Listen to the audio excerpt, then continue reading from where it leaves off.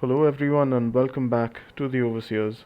My name's Proelios, and I'm joined as usual by my co host Nightwing. And we are 1 week into the Midseason Madness qualifiers, which honestly have been really fun and really competitive to watch so far. Uh, we are seeing a lot of these teams step up their game big time, like throwing some surprises here and there because the meta is still kind of in flux. But in general, a really entertaining week for any Overwatch League viewer. And I think a lot of that can be attributed to this like brand new meta that we've got, which is leaning a lot towards that double flex support composition with Zenyatta at its core, essentially. Like with Zen's new snap kick buff, with which he can basically like boop someone a short distance with his melee. Uh, he has a lot like he demands less peel from his team because he can deter divers a little more easily. So in general, I'm a huge fan of this meta because we saw Zenyatta players from all tiers frag out really hard. We saw Sojourn debuting in at like the very center of the meta, along with DPS like Tracer, Hanzo, sometimes even Mei and Widowmaker as the other DPS. We are seeing a lot more Sigma play on tank, but we have also seen a bit of every other tank. So in general, I'm having a lot of fun, and I think one team that's having a lot of fun as well is the San Francisco Shock, wouldn't you say, Nightwing? Yeah, I mean the Shock easily get 2-0 for this week. Pretty much just rolling over both teams that they played against. The Boston Uprising didn't really show up to the game at all, and honestly, neither did the Dallas Fuel. I mean, I don't think they're really finding a lot of success uh, this week against. Like you could see it in the match against the Shock that they were just not prepared to like deal with obviously Kilo's aggressive sojourn, and obviously proper is just a go-to tracer in general. Uh, and I think even the flex supports for Shock were having a real field day in terms of just dealing out tons of damage now that they could play those more damage focused heroes all the time. And I think that just led to the Dallas Fuel kind of getting overwhelmed. So it's a good revenge match for the Shock. The Boston match, honestly, there's not much to talk about because the Boston Uprising has recently suffered, roster blows, and it doesn't seem like they're coming out of that very well. So, yeah, good week for the Shock. They're still undefeated in the regular season despite their stumble in the Kickoff Crash playoffs. But yeah, that's pretty much what I have to say. Yeah, and I think another team for which it was a positive week in general was the Paris Eternal. Even though they didn't win both their matches, they did beat the NYXL and they lost to the LA Gladiators. But they got their first win of the season, which is really important because the Paris Eternal were really struggling because they had a bunch of roster moves happening throughout the kickoff clash. Like mainly they did have Naga leaving the team and they signed Wub instead, who was a sort of a hyperflex. And now they removed Glister and they signed Dove. Uh, and I was honestly, when this signing happened, I was quick to judge Dove as a side grade to Glister because Dove hasn't impressed me so far based on what I've seen of him in NA, alongside teams like Odyssey and Solaris. But I think Dove looked better than I expected in his first week. I think he had some really good moments on the Tracer, especially, and even his Sojourn play wasn't bad. So I feel like it's a positive signing so far, or maybe it's just like a new player that teams don't really know how to play against yet. So maybe it's just sort of like beginner's luck. But I'm keen on seeing if this leads to a more positive look for the Paris Eternal in general. We also did see a surprisingly good Batiste coming out of Deidro, who is naturally more so known for those main support heroes. But his cooldown usage is just spot on, even on main support heroes. So naturally that translated over to his BAP, on which he made a lot of good defensive plays, especially negating pulse bombs with the mortality field and such. So I think another team that did have a surprising week was the Dallas Fuel, and I think Nightwing can break down that side for us. Yeah, so the Fuel pretty much go this entire week without winning a single map, and they seem pretty much completely lost without them relying on their classic, uh, you know, uh, just comfort picks in the Winston and the Genji. I think Gurio is not quite all there with the Sojourn. Neither is really anyone else on the team, uh, and she seems to be a must pick for the meta. So I think the Dallas Fuel are just going to have to work on inventing their own meta, as has often been quoted of them, and that's probably what they're going to have to do because currently they're not really making the Winston work. They're sort of forcing it at times, and that's not really working for them. Hopefully, the coaching staff should be able to make some adjustments there.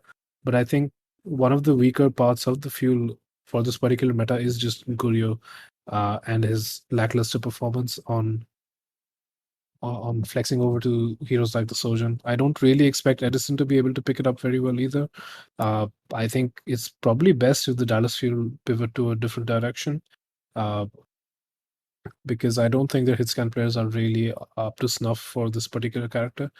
Uh, that said, I mean, the Dallas Fuel has been known to adapt quickly, and Sparkle, obviously, we know him as a hyperflex, and he's shown promise on the Soldier before. So the Dallas Fuel could still pick up the pace, but currently it's just not looking very, very cut and dry for them. Yeah, for sure. I think another problem is that they've got Chio on main support, who isn't really known for playing any flex supports. Not even in the past. Like you do see players like Dridro, like whom I mentioned. You have seen him play BAP in the past in like double shield metas, for example. But Chio has never really been someone known for the Batiste. He has always been kind of that brick player, or the Lucio player, or the Mercy player. So that's where the team is struggling a bit at. They've also got Fielder, who's not like one of those best ever Zenyatta players, although he's pretty consistent. So we'll just see how they improve from here on. Um, all right, let's move on to some roster moves because a lot has happened in the past week on this front. Let's start off with the Florida Mayhem, who made quite a few moves and like mentioned all of them in a single post, which was I don't know. I didn't really like that a lot, but anyway, let's go through this one by one. Firstly, the most flabbergasting move is that they released Adam from the roster. Like the same Adam who was completely cucked by the LA Valiant last year when they decided to move to China. Like the guy has been looking for Overwatch League playtime for God knows how long right now. And like there seems to be no pressure on Overwatch League teams, I think, like to provide more job security to their players. They seem to be signing players on these long-term contracts and then somehow just deciding to end the terms and then maybe like convincing their players that like they're not going to get playtime, so that's the best move for them as well. So it really hurts me to see Adam go because I had been looking forward to watching him allowed because I was really impressed by his off-tank play down in Contenders Australia. So sucks for him. I would really like to see him being signed by a different team. Um, but yeah, until then, I guess we can just hope and pray that the Overwatch League imposes some rules on teams to, secure their players' positions a little bit more. All right, let's move on from talking about Adam and talk next about Karif, who has been moved to the coaching position. Yeah, so Karev is, I mean, has been sort of on the decline for a while. So this move is sort of understandable. I don't really think I completely loved him on the team, to be honest.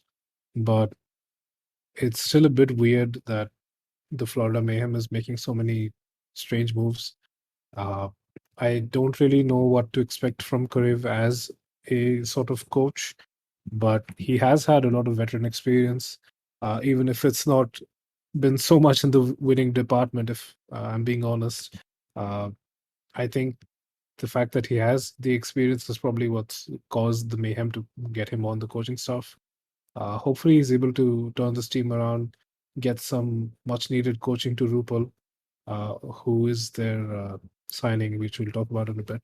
Uh, but yeah, I think this is a good move for Karev as just an individual person because I think after this season, it was going to be quite unlikely for him to like get another job as a player, just because his performance has not been excellent, and there's a lot of new collegiate as well as contenders players that are going to come up in Overwatch team. So good for him as an individual, and hopefully the Florida Mayhem are able to make good use of him. Yeah, for sure. And I think signing Rupal was a pretty smart move by the Mayhem because um, they did want to sign someone who wouldn't necessarily fight for a complete starting spot on support because I think they'd already figured out that they wanted Somajed on that starting flex support role, which I think has worked out for them really well so far.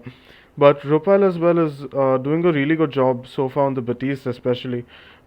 He complemented Somajed really well, who played a fantastic Zenyatta, and even though like Rupal is not going to be getting like that starting flex support spot anytime soon. I think it's just really good to have him, especially for metas like these. I think we discussed this a lot about teams in general, even when we were doing our team previews, that teams in general do need to have two flex supports and one main support so that they can have a lot of flexibility within the support role itself in case of a meta like this.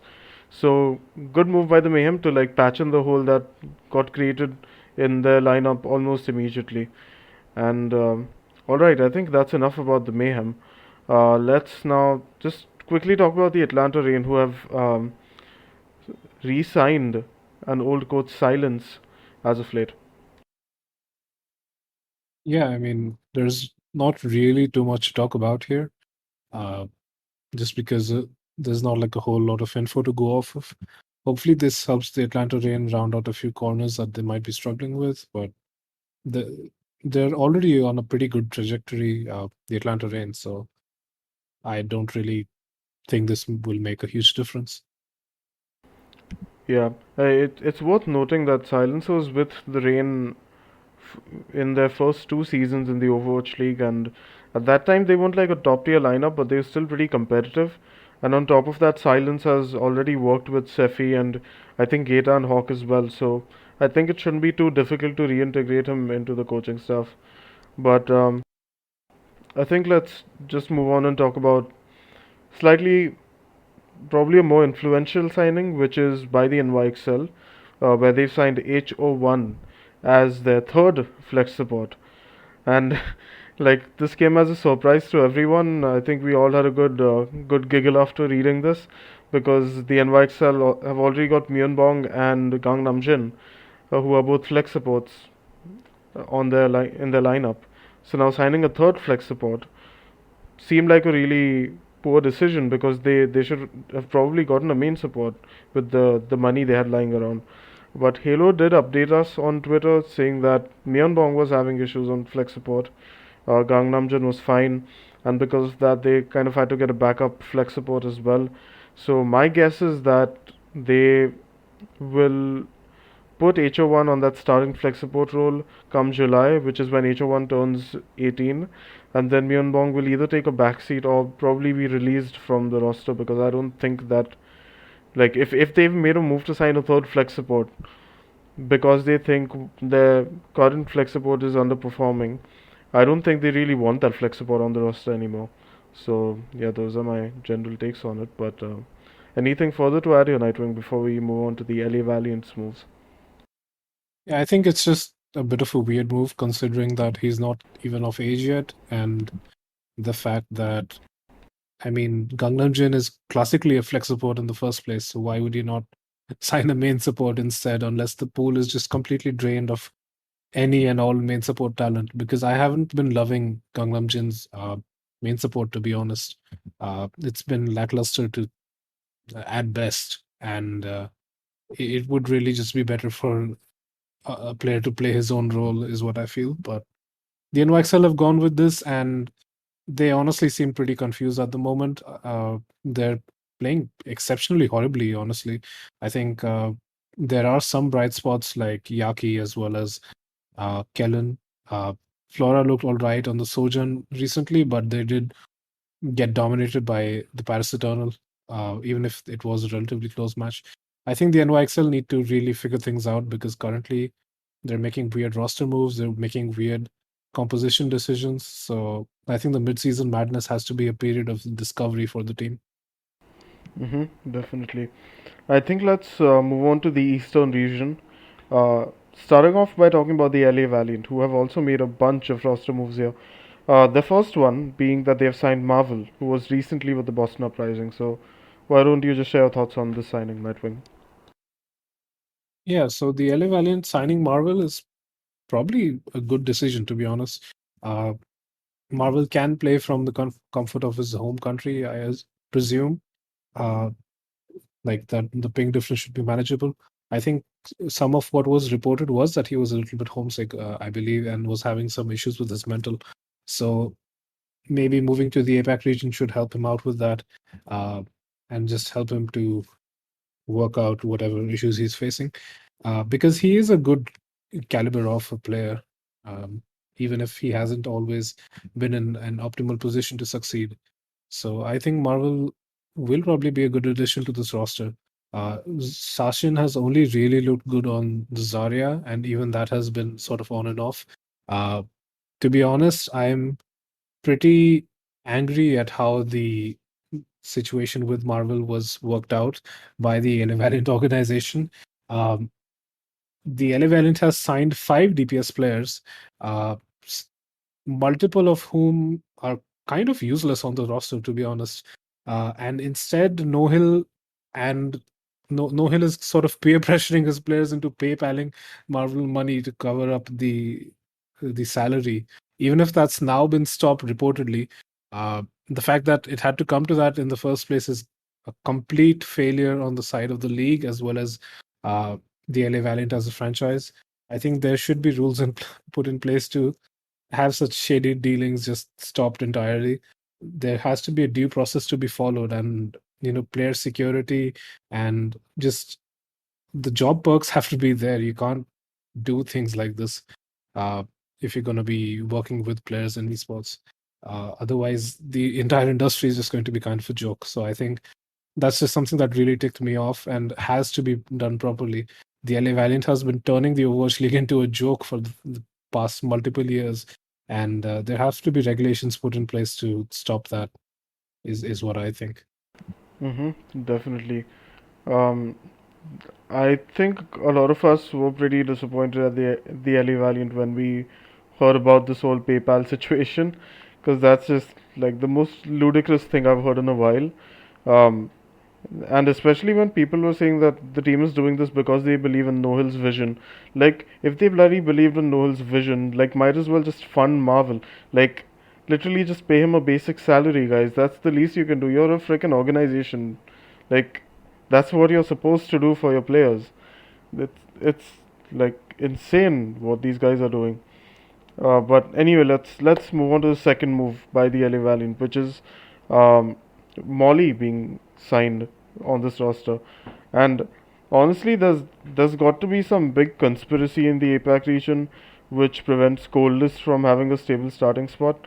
We'll talk about Coldest in a bit, but like he did just get released so that Molly could have a starting spot. So it's a bit weird because I think Molly also had a really short stint on the Guangzhou charge. He was also replaced by Farway, so he moved on to the Valiant, where he has now replaced Coldest, who has also not been able to kind of hold on to a starting spot anywhere in the league. So just really sad. Like I don't really know what to expect from this signing, but I just know that like, it sucks for Coldest, I guess. And yeah, I'd love for you to elaborate. Yeah, I think Coldus has just been getting the short end of the stick consistently. It was mostly Korean bias from the Hangzhou Spark last season, where you would see Chinese players not getting any chance at all, except for Shai, who did actually get to play just through the sheer skin of his teeth, basically, and he was able to show that he was a genuinely good player. Coldus also played pretty well, I feel. Uh, I mean, the Hangzhou Spark were, no, sorry, the LA Valiant were looking pretty decent uh, this season, and Coldus was a good part of that. I feel he was hitting the anti-nades that were required. He was just playing the Ana pretty much as effectively as he could, outside of a few maybe minor team play issues. Uh, so I'm not really sure why they had to go ahead and do this. Uh, Honestly, I'm just beginning to lose a little bit of faith in the no-hill vision, especially since Molly hasn't even really played that much in quite a while. Um, so I'm not really sure why he's being preferred over Coldest. Maybe contractual issues. Maybe they do just want to afford a player with a lower contract than what they paid Coldest. Maybe. I'm not sure, but it's just something that makes me believe less and less in No Hill and whatever he's trying to accomplish with the team. Because anything that's been touted in the light of his coaching being good has been kind of silly. Like he spends 12 hours uh, at night thinking about a comp, and then it's the same comp that everyone else is playing. Like, get real. I mean, I think the hype around this guy has to sort of die. I think the no hill season has to be put to rest as a meme, honestly, because I'm just not seeing anything decent coming out of the LA Valiant. Yeah, honestly, I feel like Molly was just signed because Coldest refused to PayPal Marvel. That's my big conspiracy theory over here. But yeah, let's talk about another member of the Valiant who might have been released for the same reason, which is Vuyal, which is like I think Noel just personally like kicked Vuyal out of the team. Who like he was his only assistant coach, but I think yeah, Vuyal kind of just wanted his own money for himself, I guess. So, but yeah, in all seriousness, I think it is a big hit for the team because now it's just Noel on the coaching role. Like, as much as we kind of showed a lot of belief in Noel coming into this season, um, his job would have been easier with a stable assistant coach. I don't believe he has anyone to assist him right now. So, I don't know, maybe like honestly this genuinely might just be the team creating more of a budget for Marvel because they really needed a main tank. Uh, which is probably the most feasible theory I can think of over here. Because otherwise there's no reason why you would release Coldest as well as Wu Hyal just out of the blue. Um, they didn't even provide any reason for the same, so naturally it means it has to be some internal issue causing this release, because most teams are quite cryptic when it comes to releases like these. So yeah, I guess it just sucks to be these guys, and sucks to be a Valiant fan, I would say. But yeah, I think let's move on and talk about the final roster move that happened this past week, very recently in fact, which is the Guangzhou Charge releasing Eileen, who was probably the most flexible player. Yeah, so my take on this is that the Guangzhou Charge are kind of confused, to be honest. I think many people were calling for the release of Develop over Eileen. I can see that going either way, to be honest. The thing that's actually interesting about this release uh, is the fact that the tweet that was released, that was posted about his release, actually talks about Eileen being liable for inappropriate conduct, which I think is really interesting. That's not really something that has come up before in the past. So if if Eileen has actually been a disruptive player like that, then he may actually struggle to get onto a different team, especially since he was already on the bottom end of teams with the Guangzhou Charge. So outside of the LA Valiant and maybe a few others, there's not a lot of homes to take in Eileen. So this may be some of the last gameplay you might see of him, at least for a while. So that's going to be interesting. Maybe news about what exactly the inappropriate conduct was will leak out. Overall, though, this just makes the Guangzhou Charge less adaptive, like adaptable, and that's probably not great for a team that's not doing too hot in the APAC region already, especially with some seriously strong teams on the other end with Seoul, Shanghai, as well as Philadelphia, and even the Hangzhou Spark. So I think the Guangzhou Charge just takes a big L here, but I guess the only consolation they have is it's less of an L than whatever is happening on the LA Valiant. In general, though, if there's one thing that just has made me really mad about this entire week is the fact that players are being released with such short notice. I think there's a 30-day clause where you can release them. Uh, uh, and I'm not just talking about the COVID exclusive 30-day contract. I'm talking about the sort of release conditions for these players. Uh, and that has to just be rectified going into further seasons because this sort of job security creates Overwatch as a completely inhospitable environment for any players that want to develop their careers. And that's why you're seeing players make smart decisions like going into collegiate and then trying to get in, similar to any player that's coming from Red Bull Esports. Because currently, Overwatch is not really seeming like a very sustainable esports to get into if this is the kind of job security you have as a player. Yeah, I mean, I would say even as someone who works in the real world, I don't think anyone would go for any job if they didn't have some sort of security for that job. So like esports, being an esports player is now like it's a genuine profession. It's no longer just a gimmick. Like being an esports player can take up maybe like 5 to 7 years of your career, sometimes a little bit longer if you're really good.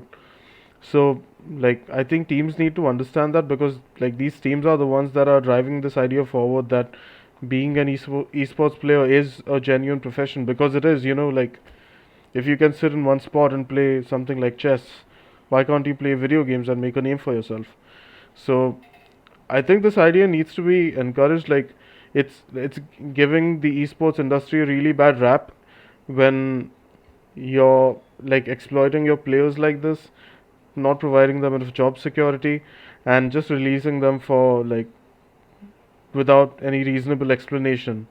So yeah, I think the esports industry in general, the Overwatch League as well as all of these teams need to be held accountable for anything that goes wrong on these fronts. So yeah. Yeah, Anyway, yeah. one more thing I want to mention though that's kind of funny is that apparently on their Chinese post on Weibo or Weibo or however you pronounce it, the Guangzhou Charger apparently mentioned that people spreading false rumors will be up for litigation or something along those lines. It's not a complete translation, but that's apparently what's being said is that anyone spreading false rumors about why Eileen has been kicked is going to have to face consequences, which I think is really funny and just makes the mystery that much more tantalizing. What exactly did Eileen do? I would love to find out. Um, there's rumors of all sorts flying around about different players, but it's just really funny to see that the Guangzhou Chargers are reacting like this on an official platform of theirs. That means I'll have to delete the tweet where I said Eileen was also PayPaling Marvel. So unfortunate. I guess they can sue me for that now. But yeah, I think let's quickly just touch upon some interesting games that are coming up in this next week. We don't want to go into them in detail. We just want to let you know what those games are, just to keep an eye out for them because I think this episode has gone on really long as it is. So I think one of the best games that you will probably see in the coming week is the San Francisco Shock going up against the Atlanta Reign. If you're on the Overwatch Pick'em site, you know that that's also a double points game for predictions. So already you know it's probably going to be good. But in addition to that, like these teams have looked pretty good this past week. So um, look out for the showdown because I think there's going to be a lot of pressure on the DPS on both sides to like outplay each other because that's where this team's strengths lie. Like naturally with Kai on the Atlanta Reign and Proper and Kilo as well on the San Francisco Shock, this is bound to be a really fun matchup. And any games you're keeping your eye out for, Nightwing? I think obviously the game that you mentioned is going to be really interesting. I want to see how good Kai's sojourn is, especially considering how much he is a must pick. As for games that I'm interested in, I think really any game in APAC that features any two of these teams that I'm going to list, the Shanghai Dragons, the Seoul Dynasty, the Philadelphia Fusion, the Hangzhou Spark, really any permutation and combination you can make out of these teams is going to be an interesting match because all of these are pretty high caliber teams that can compete with each other and come out with a winner. Uh, I think for NA though, the Atlanta Shock match is going to be by far the most interesting. Um, Another potential shout out could be that Dallas Fuel maybe making a comeback against the Mayhem. Uh, but I think that's just unlikely. But any Dallas Fuel copium suckers are going to have to watch that match to find out, I guess. For sure. And yeah, I think that's honestly all that we had to discuss for this episode. If you guys have any thoughts on any of the roster moves that happened, or any more information to add about this meta or the upcoming week's matches, do use the comment section for that. Also, feel free to join our Discord, which I will link in the description below, where we do have a lot of Overwatch League discussions and sometimes do watch parties as well. So yeah, I think that's all from my end. Any final thoughts, Nightwing? Yeah, just look out for the interesting compositions coming out this week as well. Now that the meta develops, uh, I think it's going to be vastly different from what you saw in the kickoff clash, which I think is really refreshing. Also, obviously, there's the Overwatch 2 beta coming out soon again, featuring the Junker Queen, which I think is going to be really fun. And maybe we'll see her implemented in the next stage or maybe the next one after that. That's going to be something to look forward for in the future. But for uh, this particular tournament, I think you've still got an immense amount of great competition ahead.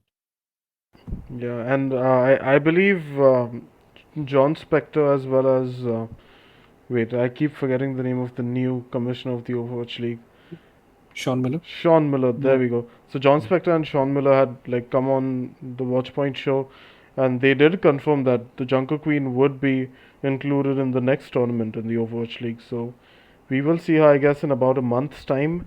But until then, we'll just have to be patient and play the beta if we get access. Which, like, hopium, let's pray that we do. And yeah, I think on that note, we'll end this episode, and we will see you guys next week. Bye bye.